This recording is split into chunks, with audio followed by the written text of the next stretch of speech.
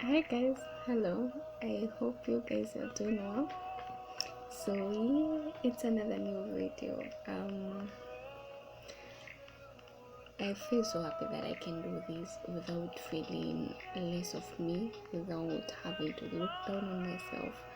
Cause I keep saying this every single time that I'm proud of what I went through. Cause those things made me to be the woman that I am today. So I keep on encouraging someone out there, don't give up. Those things that you're going through, they make you to be strong and they make you to even grow to become a person that you never thought that you can be. So having said that, so I remember the second time that I ran away from home, I went back to slums, Kaole. And there was this particular, life was hard, especially having that I ran around the second time. So I had to adjust. And having that, maybe ulikuwa umezoea na wazazi that ulikuwa umezoea food ni bure, ulikuwa umezoea ati it's just kawaida, maji iko, hakuna bills. So sasa now you are in a new environment, you have to adapt. And I remember there was this, it was hard, life was hard. And there was this season I felt so nilikuwa na feel niko down. I felt I was so much depressed, and nilikuwa nimekaa, kulikuwa na kanjia kalikuwa hapo, but both sides, as in his side na his side, zilikuwa buildings, zilikuwa slums, but kuna njia ilikuwa imekata cross. So nilikuwa nimekaa hapo, and my brother came, walikuwa wanaenda kwa my aunt without my knowledge. So walikuwa wanapita hapo, but wakiwa mbali kidogo, my smaller sister saw me and she was like, si yule ni Becky? Then my brother akamwambia, hapana, Becky anafanya nini huku? Akamwambia, hapana, huyu ni Becky. So saa hiyo hata siwaoni, cause I'm very sure kama niliwaona ningepotea. So niliwaona wakiwa hapa mbele yangu. I was so surprised, I was so shocked. So in that moment nashindwa nipotee ama nifanye nini. So my brother akaniuliza, ni nini unafanya huku? Na mimi nikamuuliza, ni nini mnafanya huku? So akaniambia twende hivi. Nikamwambia but mimi narudi. Akaniambia ni sawa. So we went in my aunt's place, mahali niliishi kupita, but sijaimuona, hajainiona. So tumefika kwa nyumba, I'm like, okay, so this is it. Nimeshikwa, I don't know what to do. But in that moment, wenye tulifika kwa hao, kwa my aunt, nikawauliza, ni nini mnafanya huku? Na mbona uko na hope? Ni nini mnafanya huku by the way? So akaniambia, no mom, I have a smaller brother mwenye sasa amenifuata. Akaniambia wako hosi, wamelazwa huko. Na so having that mimi niko shule, so alikuwa anakuja kuacha my younger sister huko. I think at that moment I felt so sorry having that, that my mom wamelazwa hosi with my younger brother, and I blamed myself. Sijui kwa nini nilikuwa na it's my fault, and I cried. Nilienda kwa room nikalia. I was blaming myself because nilikuwa naona kama niko home it would have been much easier. I took all the blame on myself. But so my brother called my mom akamwambia tuko na Becky. My mom akasema let me talk to her.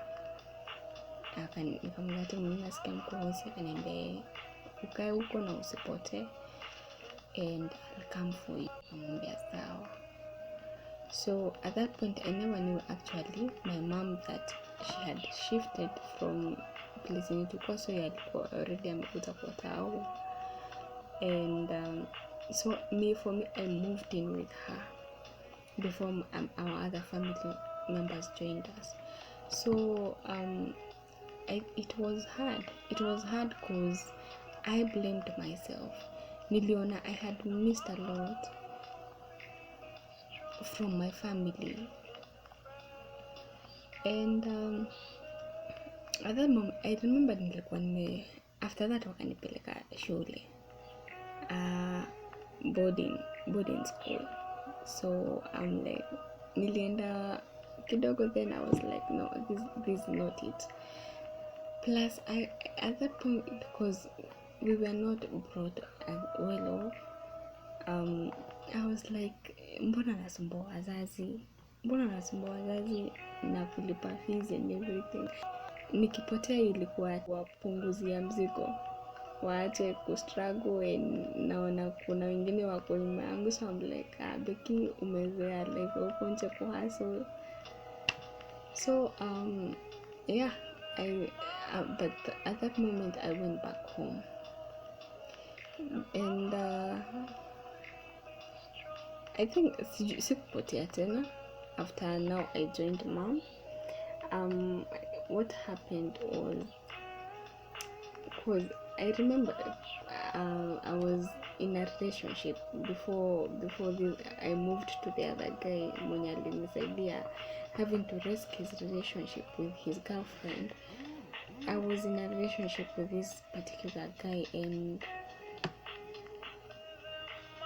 at that point akaniambia, Becky, since you're struggling na see you moving with my mom.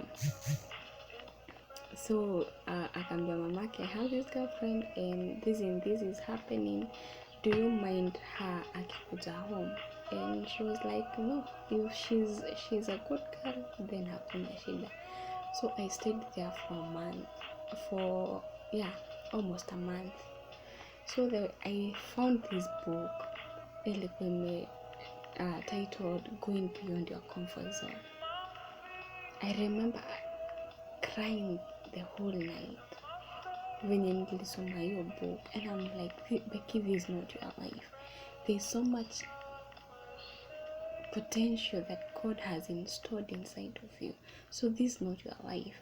This is life yako ati you're begging and you have to beg for a living, unakaa under people's mercy. And I'm like, God, there's so much God has put inside of you, but you have to go beyond your comfort zone.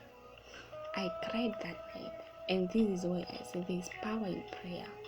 Because that night my mom naye alikuwa anakesha in prayers, because now it's been a month, I'm not calling them, hawajui kama niko hai, kama nimekufa.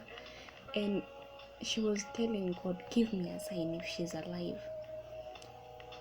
Wacha nikwambie, maombi inaweza, like, there's power in prayer. God can use anything. So hapa na mimi niko kwa maombi since nimesoma hii kitabu Going Beyond Your Comfort Zone, and I was not comfortable with the kind of life that I was living. So that night na mimi nilikesha kwa maombi, like I was telling God, make me a new person. I want to be a new person. I want to see my future, because you say that my future is bright in your word. I want to see that kind of future. So I decided that I'll go beyond my comfort zone. And that night I texted mom, nikamwandikia message kubwa hapo aje, nikamwambia I'm so sorry, I know I've been a bad daughter, and I want to change my ways. I want to change. Yani nilikuwa nimefika hiyo breaking point, because I was not comfortable with the kind of living. I was not comfortable being away from my family. I was not comfortable with the things that I was doing. but I can say that it was the power in prayer.